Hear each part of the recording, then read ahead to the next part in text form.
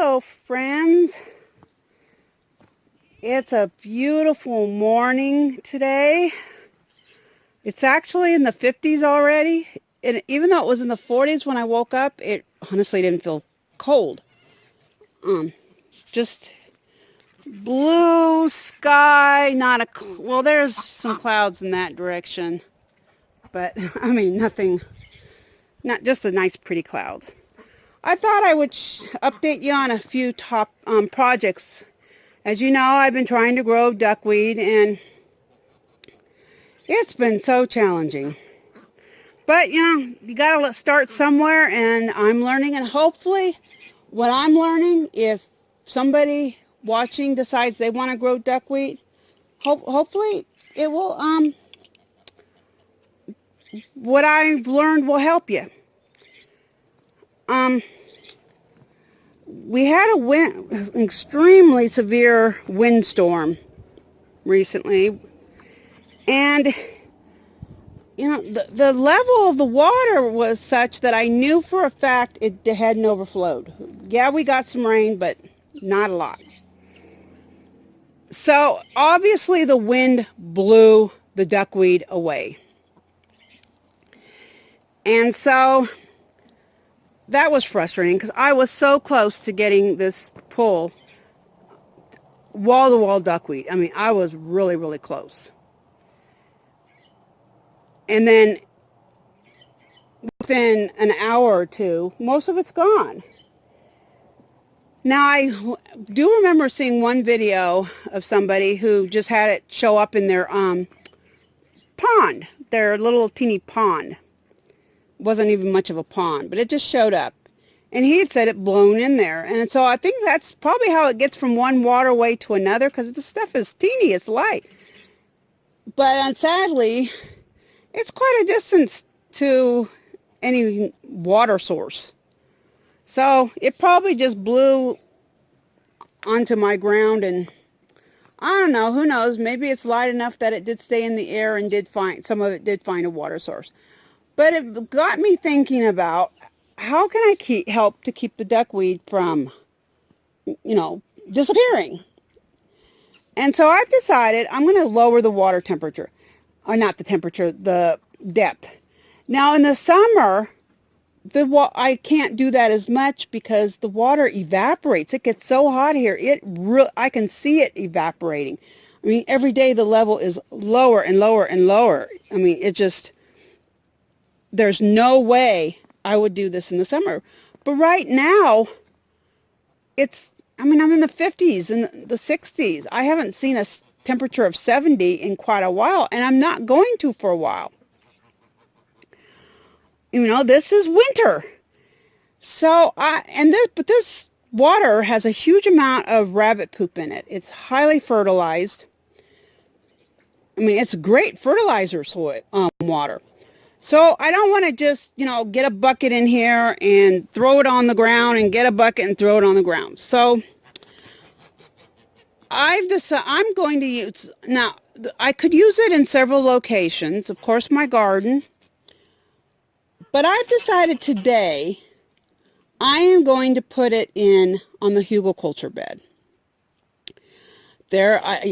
There's some areas with ash that I think could be wetted down to help it not want to blow away if it got windy, because I'd like it to stay on the Hugel mound.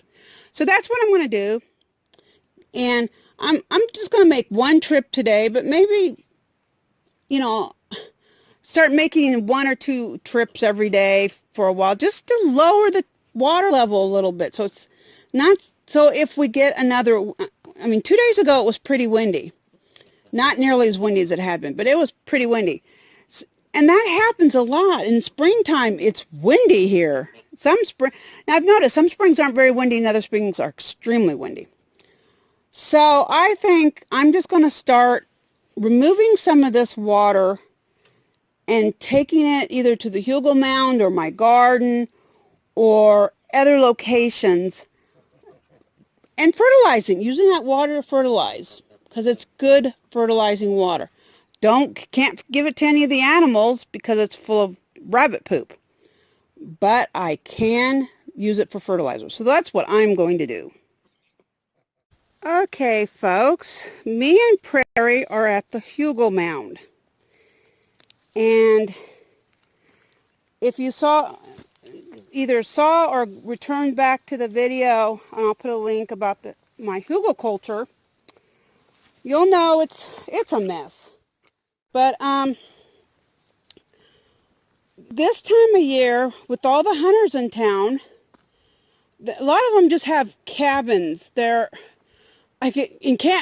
this was Alaska, we'd call it a dry cabin.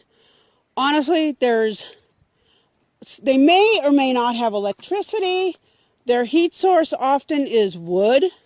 They may not have a stove. They just may have, they're basically camping out here. And so they use a lot of firewood.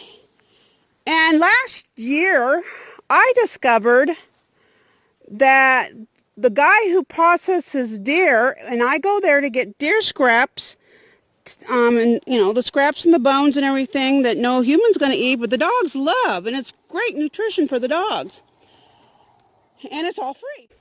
I go over there and I fill up feed sacks full of the bones and the scraps, it's just going in the trash, and bring it home and feed the dogs. Well, last year I found out they burn all this bark, the bark that falls off the firewood.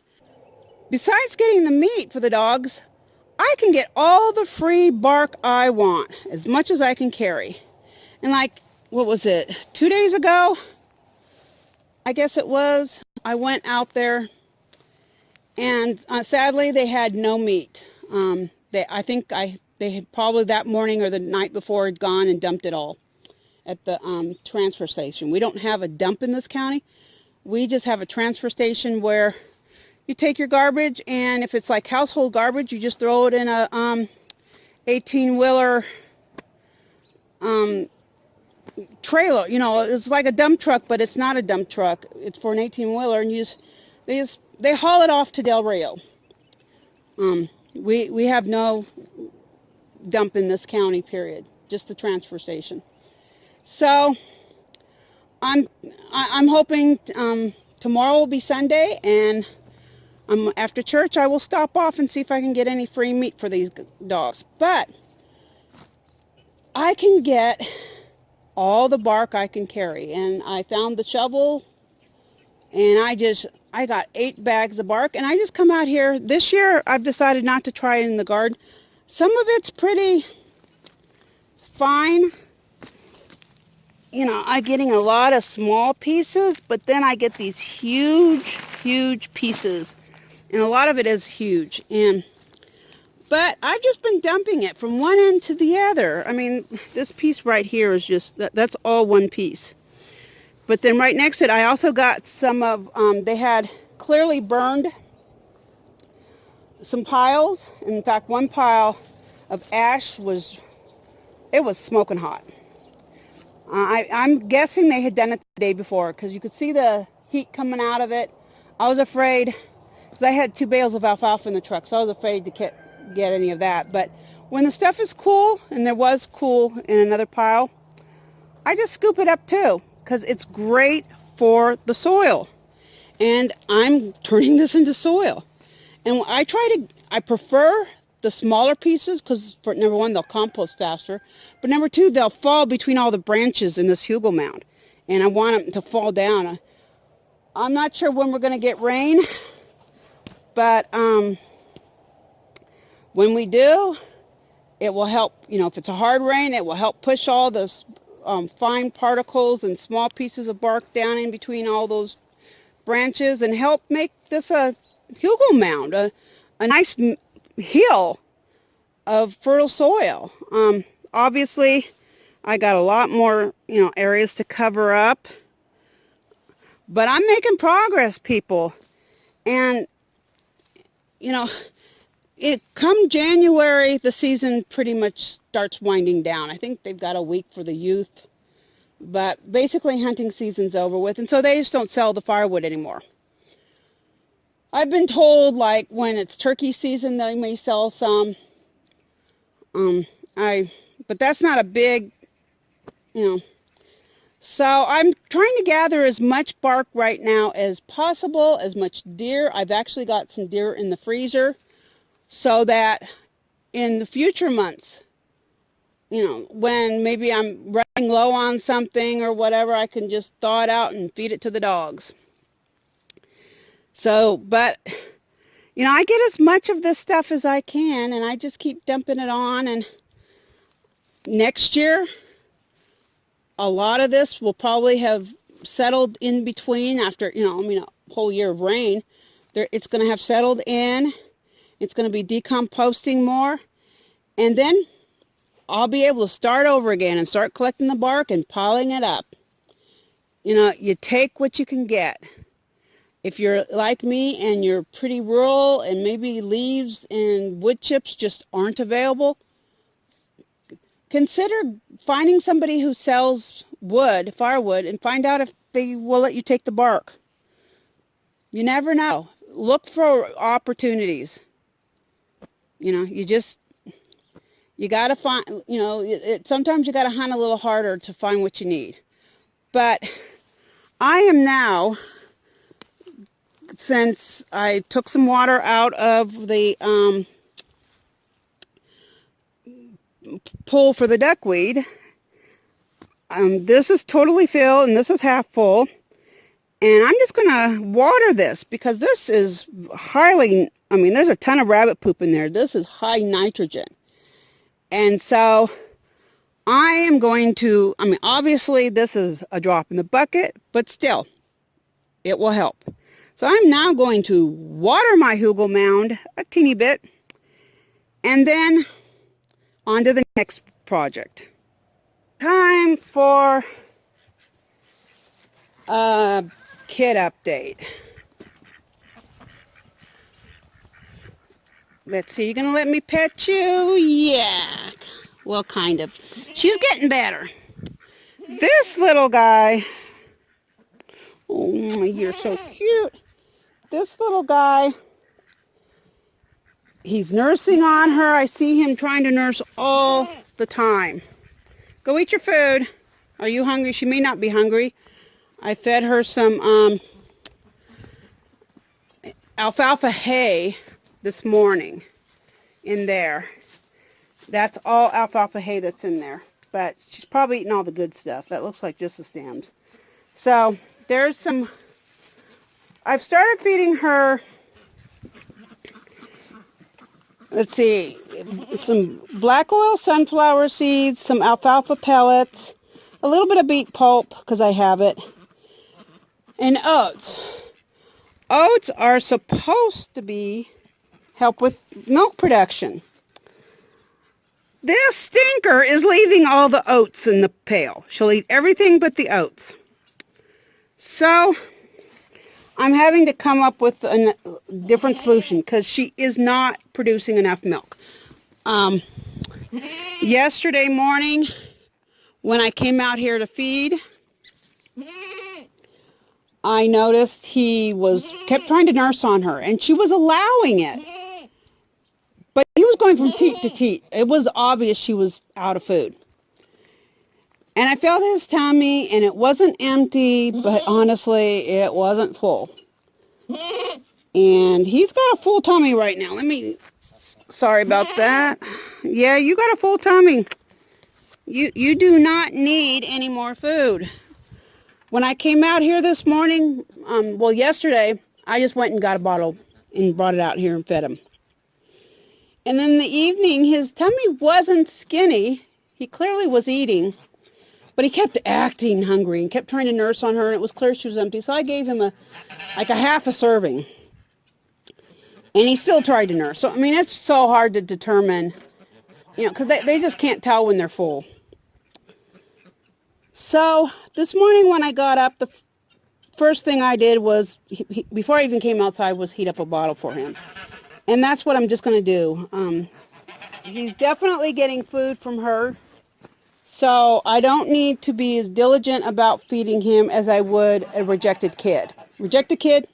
Yeah, you got to be out here. At this age, you better be out here at least 4 times a day, if not more, making sure they have food. Now, these other two, and I'm leaving, normally I would let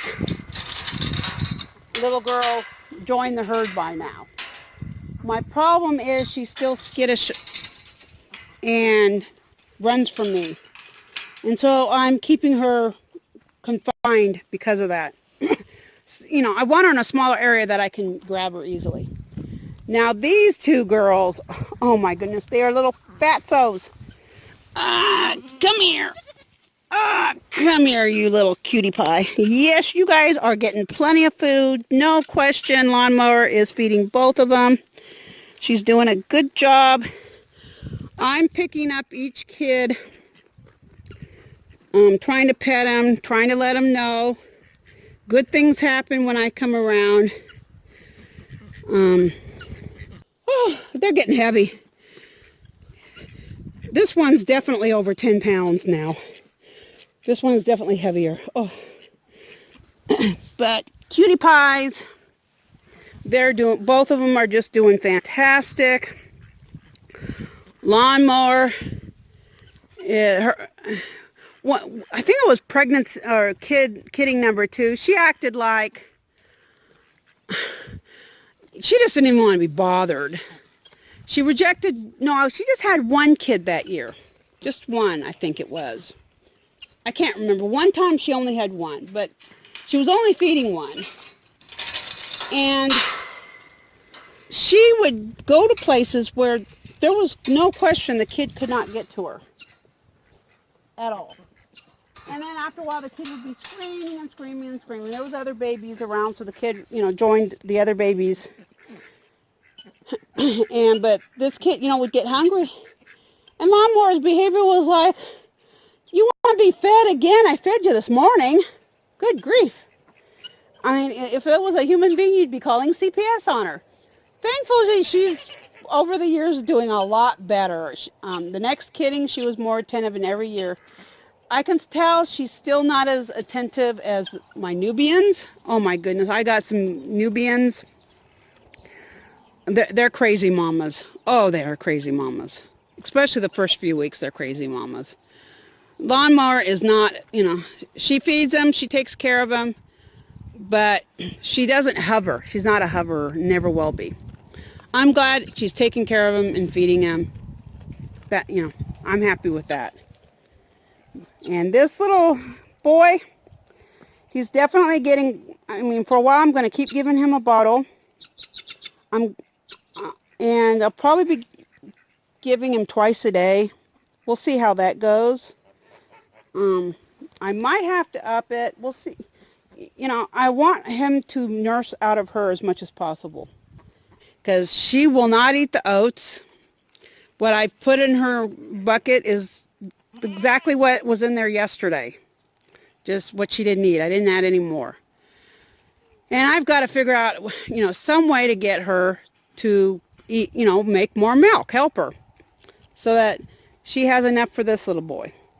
So that's enough for right now. That's the kid update. I'm going to go inside now and take care of some other chores. And I hope you have a wonderful, beautiful day. And may God bless you.